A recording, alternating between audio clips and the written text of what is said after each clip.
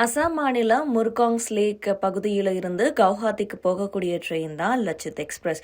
இந்த லச்சித் எக்ஸ்பிரஸ் வழக்கம் போல கடந்த புதன்கிழமை முருகான்ஸ் லேக்ல இருந்து கவுஹாத்திக்கு தன்னுடைய பயணத்தை தொடங்கியிருந்தது. ரங்கப்பாரா அப்படிங்கிற ஒரு ஸ்டேஷனுக்கு போகக்கூடிய வழியில அங்க இந்த ட்ரெயின்ல பயணம் செஞ்சுட்டு இருந்த ஒரு கர்ப்பிணி பெண்ணுக்கு பிரசவ வலி ஏற்பட்டிருக்கு.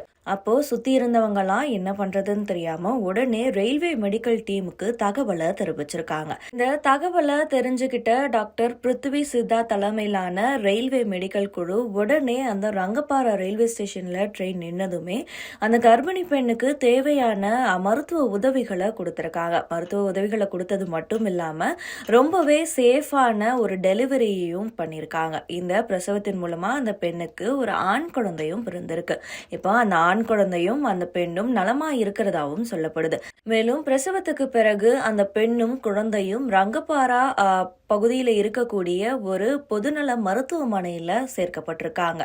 ஓடும் ரயில்ல பிரசவ வலி ஏற்பட்ட பெண்ணுக்கு தகவல் தெரிஞ்சதுமே துரிதமான மருத்துவ நடவடிக்கைகளை மேற்கொண்ட ரயில்வே மெடிக்கல் குழுவுக்கும் அதனுடைய தலைமை மருத்துவரான பிருத்வி சித்தார்த்துக்கும் வாழ்த்துக்கள் குவிஞ்சிட்டு வந்துகிட்டு இருக்கு. மேலும் அந்த பெண்ணுக்கு சரியான நேரத்தில் மருத்துவம் பார்த்த மருத்துவர் பிருத்திவ் சித்தார்த் தமிழகத்தை சேர்ந்த தென்காசி பகுதியை சேர்ந்த மருத்துவருங்கிறதும் அவர் அசாம்ல ரயில்வே மெடிக்கல் டீம்ல பணிபுரியறதுங்கிறது குறிப்பிடத்தக்கது.